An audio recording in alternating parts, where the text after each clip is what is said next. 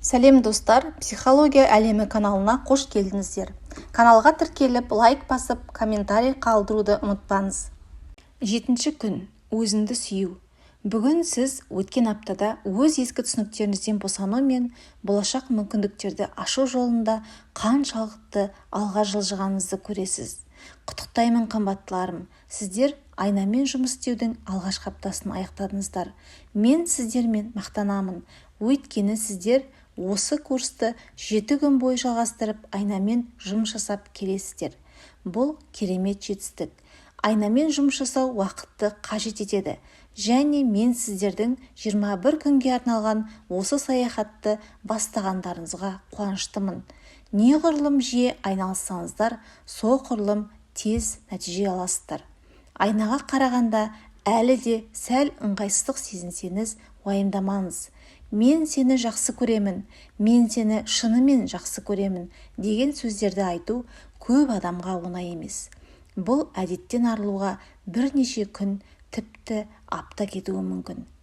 Бірақ сіз бұл сөздерді жүрекпен айтқан сәттен бастап өміріңізде оң өзгерістерді көре бастайсыз. Соңғы күндері сіз айнамен сөйлесуді үйреніп жатырсыз. Ол енді сіздің жан досыңызға айнала бастады.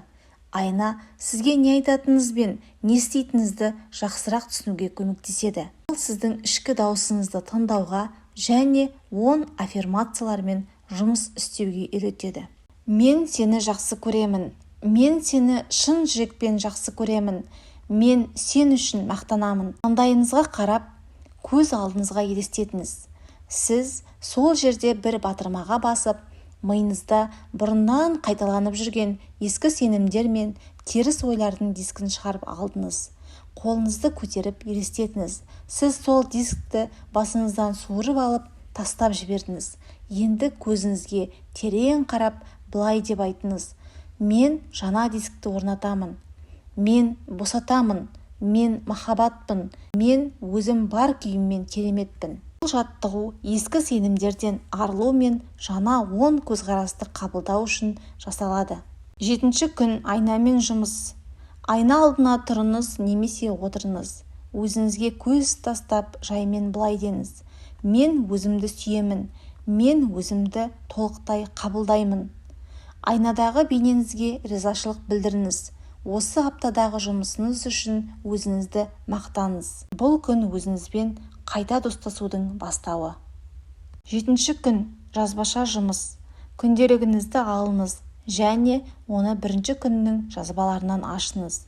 Алғашқы күнгі сезімдеріңіз бен байқаған нәрселеріңізді қайта оқып шығыңыз. Жаңа бетке өз сезімдеріңіз бен жетістіктеріңізді жазып шығыңыз. Айнамен жұмыс істеу жеңілдеді ме? Өзгеше не байқадыңыз? Айнаға қарау кезіңізде өзіңізді ең жайлы сезінген сәттерді жазыңыз. Айнамен жұмыс істеуде ең үлкен жетістігіңіз не болды? Ең үлкен қиындықты қай кезде сезіндіңіз? Оны да атап өтіңіз. Қазіргі бар кедергілерден арылуға көмектесетін жаңа аффирмациялар құрастырыңыз. Егер жазба ұнаған болса, лайк басып, комментарий қалдыруды ұмытпаңыз.